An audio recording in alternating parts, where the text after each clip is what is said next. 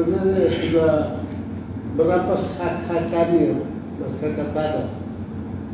Dan kalau saya, ya ini perlu, kau harus demo ke DPR supaya lomba ini revisi dia ulang. Apa? Bukan revisi tapi harus buka bikin rumah baru lagi. Ya. Sebab ini sudah menghancurkan. Masa ketemu karena adat waktu harus pilih sama pemerintah, wali kota, bupati, jangan datang dari mana.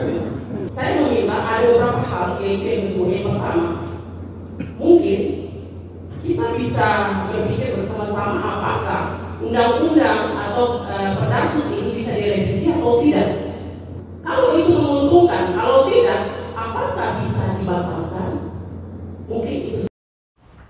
Hampir semua peserta dengan suara bulat meminta adanya revisi terhadap Peraturan Daerah Khusus atau Perdasus Provinsi Papua Nomor 23 Tahun 2008 tentang hak ulayat masyarakat hukum adat dan hukum perorangan masyarakat hukum adat atas tanah di Provinsi Papua.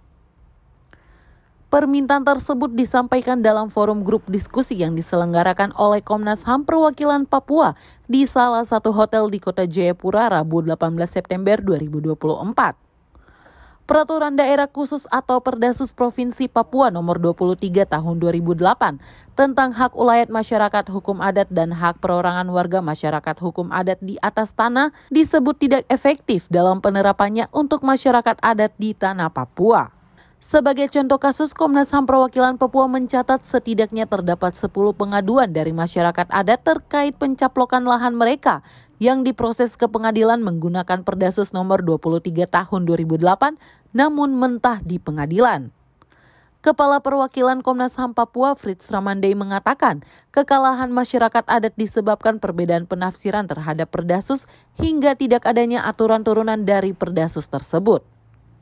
Kenapa ini jadi perhatian kami? Karena dalam catatan kami ada 10 pengaduan yang kemudian masyarakat adat itu kalah di pengadilan karena kemudian pengadilan itu salah menafsirkan Perdasus nomor 23 itu.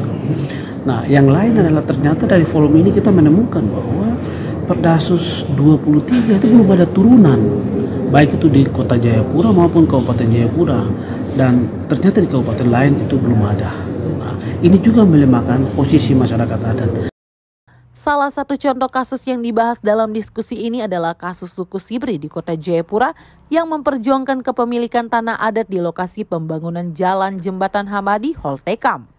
Nah, forum siang hari ini kita mengambil satu kasus yaitu suku Sibri.